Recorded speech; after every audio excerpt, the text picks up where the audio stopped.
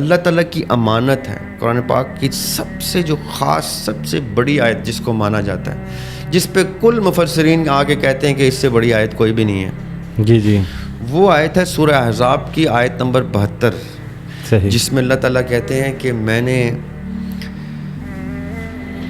سماوات سے کہا. یاسر بھائی یہ بڑی خطرناک بات ہے لوگوں کا علم لدنی سے. صحیح. سماوات, ایک سما نہیں, سارے آسمان.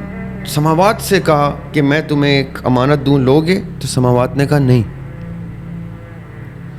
پھر ارض سے کہا یہ امانت لوگے؟ ارض نے کہا نہیں. انکار پہ انکار, آؤٹ آف فیئر, خوف سے وہ انکار کر رہے تھے, لیکن انکار کر رہے تھے. آپ تصور کر سکتے ہیں, ہم تھوڑی دیر کے لیے ایسے وقت میں جاتے ہیں جب خالق اپنی مخلوق سے ڈائلاگ میں ہے اور مخلوق کہہ رہی ہے نہیں.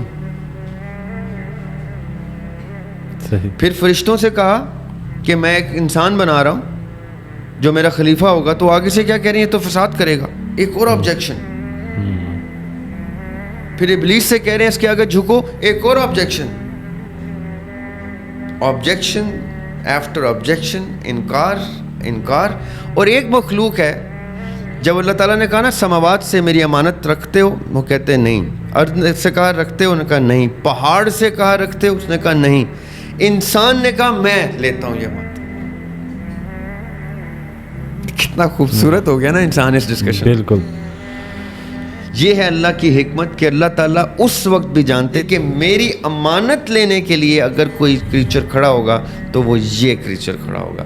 اس آیت کے اینڈ میں اللہ تعالیٰ کہتے ہیں اور یہ کانسیکوینسز کوئی نہیں جانتا, یعنی اس کو پرواہ ہی نہیں ہے کہ یہ کس چیز کے لیے یس کر رہا ہے. اس نے محبت میں, وفا میں, اس نے اپنا بچہ قربان کرنے کے لیے اسماعیل پہ چھری چلا دینی ہے, اس نے علی اصغر کو اٹھا دینا ہے, ایسے تیر کھا لینے ہیں, اس نے انکار نہیں کرنا. میں سلیب سے ہٹاؤں اس کو تو ہٹاؤں, کسی اور کو لے آؤں, یہ سلیب پہ میرے لیے چڑھ جائے گا.